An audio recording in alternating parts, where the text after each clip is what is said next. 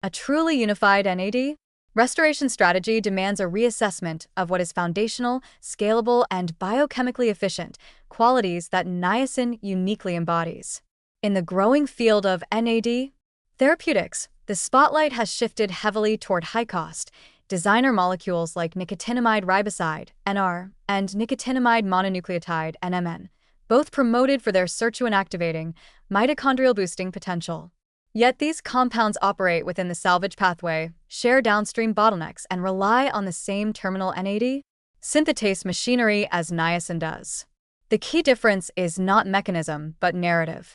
Niacin, by virtue of being older and associated with a skin flush, has been demoted to a historical footnote, despite being the only NAD precursor with decades of clinical use, extensive outcome data, and a uniquely accessible entry point via the price-handler pathway. This marginalization is not scientifically justified.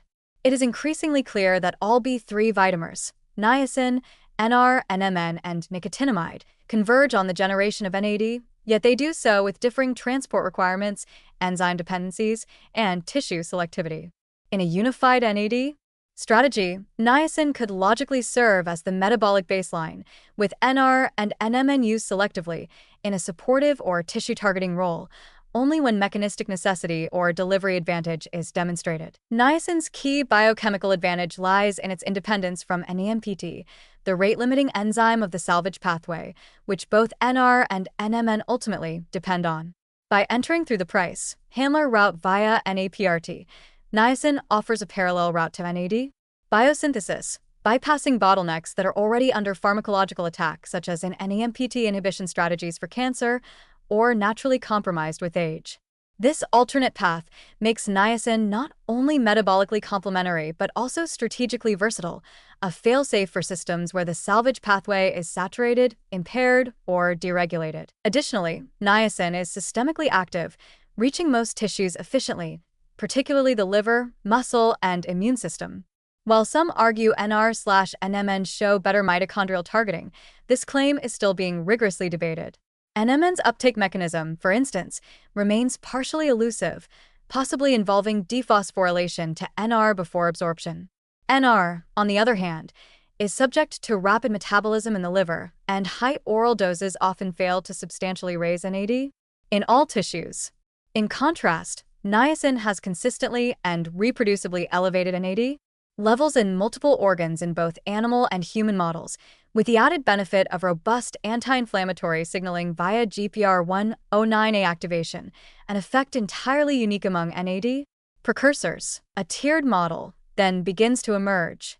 Niacin forms the base as the most reliable, well-studied, and systemically distributed NAD precursor. Its benefits include strong NAD repletion, anti-inflammatory signaling, and cardiovascular protection.